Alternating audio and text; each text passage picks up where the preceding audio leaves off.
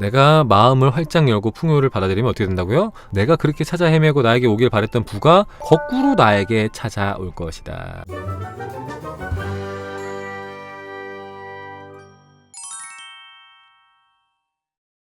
자, 번영의식은 풍요로운 삶을 끌어당긴다. 생각은 인간이 할 수 있는 가장 높은 수준의 일이지만 안타깝게도 사람들은 거의 생각을 하지 않는다. 지금 이 순간 관점을 바꿔서 새로운 사고방식으로 생각하기 시작해야 한다. 그래야만 몸속의 모든 조직이 이 새로운 생각 에너지로 채워질 수 있다. 번영에 대해서 생각하면서 생각의 에너지에 푹 빠져보자. 그리고 자신을 풍요의 바다에서 수영하는 아주 부유하고 유복한 사람이라고 상상해보죠. 지금 바로 해보세요. 그냥 잠깐 떠올려보세요. 풍요의 바다에서, 번영의 바다에서 여러분들이 수영을 하는 아주 풍요로운 존재인 거예요. 풍요의 바다에서 얼마든지 내가 이 풍요를 꺼내다 쓸 수 있는 그런 무한한 풍요의 바다에서 헤엄치는 내가 아주 번영한, 아주 부유한 그런 유복한 사람이다. 자, 당신의 몸과 마음은 즉시 번영의 진동 안으로 들어가서 부자가 되는데 필요한 모든 것들을 마치 자석처럼 끌어당기기 시작할 것이다. 이게 되게 중요한 이치예요. 이게 진짜로 제가 옛날에 책을 볼 때는 이게 듣기 좋은 말을 써놨다고 생각한 적도 있었거든요. 아, 뭐 그래, 그럴 수 있겠지 하고 그냥 가볍게 생각하고 말았는데 제가 겪고 나서 보니까 맞는 말입니다. 정말로 맞는 말이에요. 내가 정말로 풍요를 받아들이고 이미 그 속에 있다, 그거를 내가 마음으로 받아들였다 하면은 여러분들이 부자가 되는데 필요한 모든 것들이 자석처럼 끌려옵니다. 자석처럼 필요한 모든 것이라고 했어요. 만약에 여러분이 부자가 되는데 어떤 사람은 나는 시인이 돼서 부자가 되고 싶어. 그러면 갑자기 시를 잘 쓰게 되거나 아니면 뭐 시를 배우러 가게 된다거나 뭐 그래서 투고를 하거나 했는데 뭐 등단을 하게 된다거나 그럴 수도 있고요. 누군가는 갑자기 사업을 하고 싶어 사업을 할 수도 있고요. 누군가는 투자를 하고 싶어 투자를 할 수도 있고요.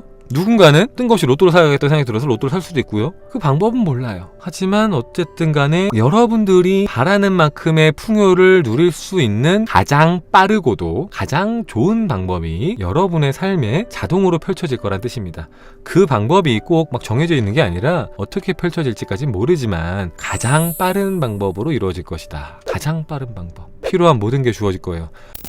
날로 먹는 것만 창조가 아니라고 제가 맨날 얘기했어요. 그죠? 내가 갑자기 뭔가 글을 썼는데 글이 대박났어. 사실 그것도 엄밀히 따지면 날로 먹는 거 아닙니까?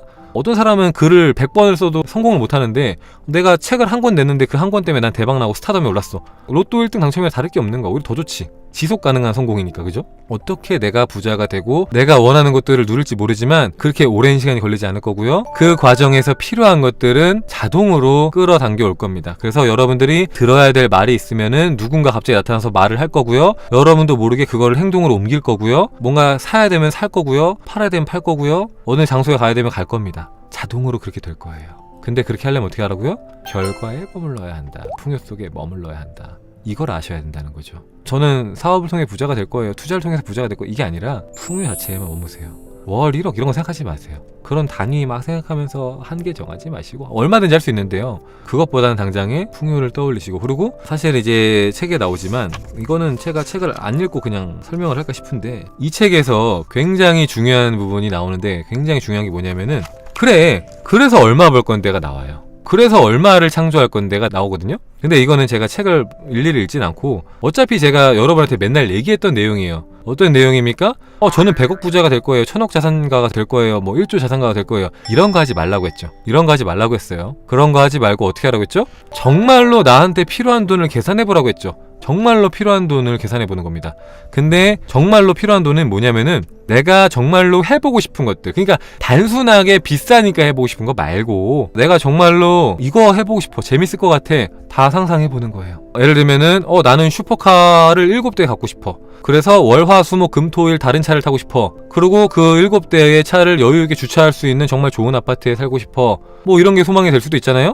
그러면은 그 슈퍼카 7대의 가격과 뭐 유지비와 그리고 그 건물의 가격, 그런 아파트의 가격, 그리고 또 내가 한 달에 쓰는 생활비 계산해보고 내가 선물로 쓸 돈들도 계산을 해보고 갖고 싶은 물건이 있으면 또 그것도 계산을 해보고 그리고 그렇게 해서 내가 남은 여생을 살아갈 때 몇십 년 동안 생활할 때 대략 얼마가 필요하겠다 생각해보는 거예요. 생각해봤을 때 생각보다 그렇게 금액이 크지 않을 수도 있고요. 생각보다 클 수도 있어요. 근데 중요한 거는 막연하게 난 1000억 자산가, 뭐 1조 자산가 이런 거 하지 마시고 계산해보라는 겁니다. 실제로 계산해보세요. 내가 진짜로 필요한 게 얼마인가. 근데 구체적이고 정확할수록 좋다고 했어요.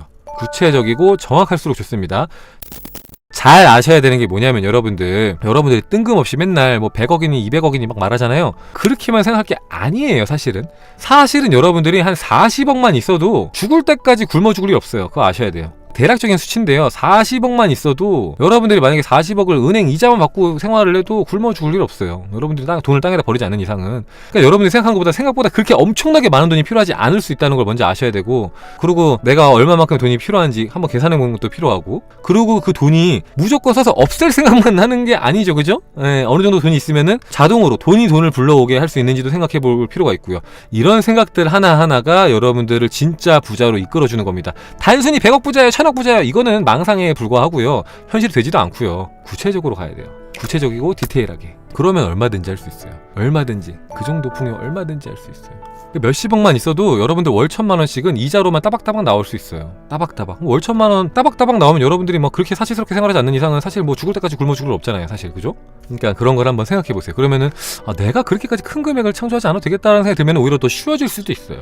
나는 한 100억 정도 있어야 될 줄 알았는데, 200억 정도, 300억 정도 있어야 될 줄 알았는데, 계산해보니까 한 43억 정도 있으면 내가 진짜 풍요롭게 생활하는데 지장이 없을 것 같은데, 그럼 43억 있다고 해서 내가 그거 다 써버리고 없애는 것도 아니잖아. 그게 더 커질 수도 있는 거고, 라고 생각했을 때, 당장에 그 정도면 괜찮겠다라고 할 수도 있어요. 근데 그리고 그게 사실은 최종 목표가 아닐 수 있는 거예요. 그죠? 지금 당장 내가 바라는 뭔가 부의 크기인 거고, 그게 이뤘을 때 또 다음에 하고 싶은 거, 그 다음에 하고 싶은 거, 또 해도 되는 거잖아요. 이룬 다음에 또 해도 되는 거잖아요. 그죠? 평생 그것만 벌라는 게 아니라. 어쨌든 간에 그런 것들을 생각을 해보라는 내용이 나옵니다. 한 챕터에 걸쳐서 나와요. 그냥 막연하게 상상하라가 아니라 정말로 필요한 금액이 얼만지를 알라. 내가 원하는 것들을 누릴 때 얼마만큼의 풍요가 있어야 되는지를 알라.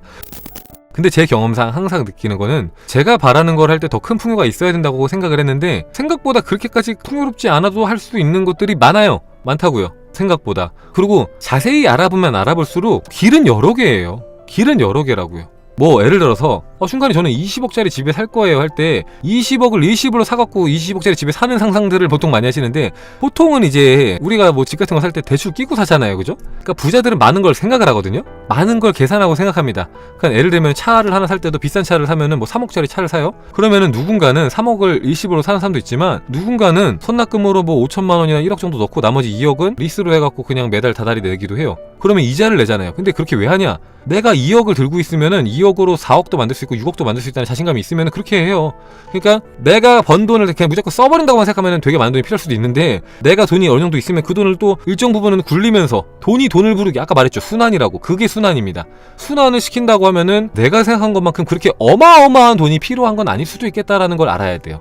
그걸 알아야 됩니다. 단순히 돈이 많아서 다 써버리겠어, 이거는 빈자의 마인드고요. 그게 아니라 내가 돈을 순환시키는 것도 염두에 항상 둬라. 그것도 배워나가고요. 어떻게 순환시키면은 내가 가진 돈을 더 잘 불러올 수 있게, 안전하게 잘 불러올 수 있게 할 수 있나, 이런 것도 생각해보고. 이게 부자의 마인드죠.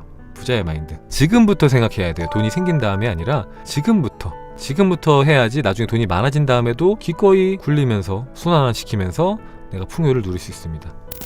자, 여기 짧게 한번 볼게요. 여기 짧게 돈에 대한 거. 당신은 좋은 생각들을 끌어당기고 당신이 원하는 부와 당신이 원하는 삶을 가질 수 있다. 그러기 위해서 필요한 정신적인 도구도 모두 가지고 있다. 결핍과 한계는 우리가 마음속에 자리를 내어줄 때만 존재한다. 그러나 번영의식은 결핍도 한계도 모른다. 돈을 벌어들이는 자신의 능력을 펼칠 수 있도록 문을 활짝 열어보자. 당신이 늘 찾고자 했으며 원했던 부가 거꾸로 당신을 찾아오려 한다는 사실을 이해해야 한다. 이제 의식적인 마음의 문을 활짝 열고 부를 받아들이기 시작하자. 내가 마음을 활짝 열고 풍요를 받아들이면 어떻게 된다고요? 내가 그렇게 찾아 헤매고 나에게 오길 바랬던 부가 거꾸로 나에게 찾아올 것이다.